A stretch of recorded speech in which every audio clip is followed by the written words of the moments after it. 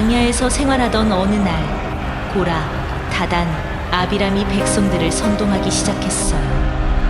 왜 모세와 아론만 지도자야? 우리도 하나님을 따르는 사람들인데. 모세 할아버지는 이들의 말을 듣고 가슴이 아팠어요. 하나님께서 누구를 지도자로 세우셨는지 직접 보여주실 것이다. 다음 날 아침 고라와 그의 무리들은 향로를 들고 성막 앞에 모였어요. 그 순간 땅이 크게 갈라지면서 고라와 다단, 아비람과 그들의 가족들이 땅 속으로 빨려 들어갔어요. 사람들은 비명을 지르며 도망쳤어요. 광야 생활이 계속되자 백성들은 또다시 불평하기 시작했어요. 우리에게 물을 주세요. 차라리 이집트에서 살 걸 그랬어. 모세는 하나님께 기도했어요. 하나님께서 말씀하셨어요. 지팡이를 들고 바위에게 말하여 그러면 물이 나올 것이다. 하지만 모세는 화가 났어요. 너희는 언제까지 불평할 것이냐? 그리고는 바위를 2번 세게 내리쳤어요. 그 순간 바위에서 시원한 물이 솟아나기 시작했어요. 백성들은 기뻐하며 물을 마셨어요. 그러나 하나님께서 모세에게 말씀하셨어요. 내가 나의 거룩함을 백성 앞에서 드러내지 않았다. 그러므로 너는 가나안 땅에 들어가지 못할 것이다. 모세는 깊이 반성했어요. 어느 날 모압 왕 발락이 불안한 얼굴로 신하들에게 말했어요. 이스라엘 백성들이 너무 많아. 저들을 물리치려면 저주해야 한다. 그래서 발락 왕은 발람이라는 선지자를 불렀어요. 발람아, 내가 이스라엘을 저주하면 그들을 이길 수 있을 것 같아. 큰 상을 주겠네. 발람은 하나님께 기도했어요. 그런데 하나님께서 말씀하셨어요. 이스라엘 백성을 저주하지 말아라. 그들은 내가 축복한 백성이다.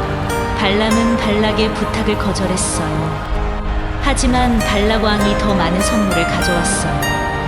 발람은 다시 하나님께 기도했어요. 그러자 하나님께서 말씀하셨어요. 가라. 하지만 내가 시키는 말만 해야 한다.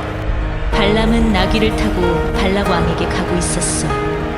그런데 갑자기 나귀가 멈춰서서 길을 가지 않으려고 했어요. 발람이 화를 내며 나귀를 때렸어요. 그때 나귀가 사람처럼 말을 하기 시작했어요. 내가 언제 당신에게 이렇게 한 적 있나요? 발람은 깜짝 놀라며 뒤로 물러섰어요.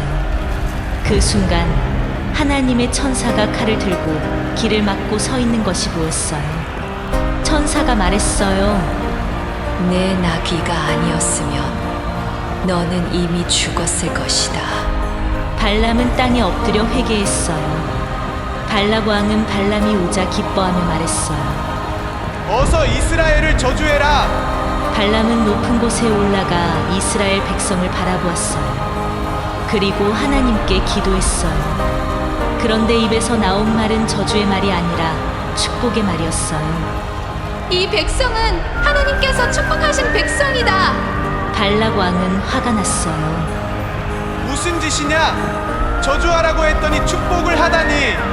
발람은 대답했어요. 나는 하나님께서 하라고 하신 말만 할 수 있다. 발락 왕은 다른 곳으로 발람을 데려가 다시 이스라엘을 저주하게 하려 했어요. 하지만 발람은 또다시 축복의 말을 했어요. 하나님께서 복 주신 자를 내가 어떻게 저주할 수 있겠는가? 발락 왕은 몹시 화가 나서 발람을 돌려보냈어요. 이렇게 해서 이스라엘 백성들은 하나님께서 보호해 주심으로 아무런 저주도 받지 않았어요. 이스라엘 백성들은 하나님의 말씀을 따르지 않고 불평하며 반역했어요. 그러나 하나님께서는 여전히 그들을 돌보시고 인도하셨어요. 과연 이스라엘 백성들은 앞으로 어떤 믿음의 여정을 걷게 될까요? 오늘 이야기 재밌게 보셨나요? 즐거웠다면 좋아요, 구독, 알림 설정 잊지 마세요. 그럼 다음 이야기에서 또 만나요.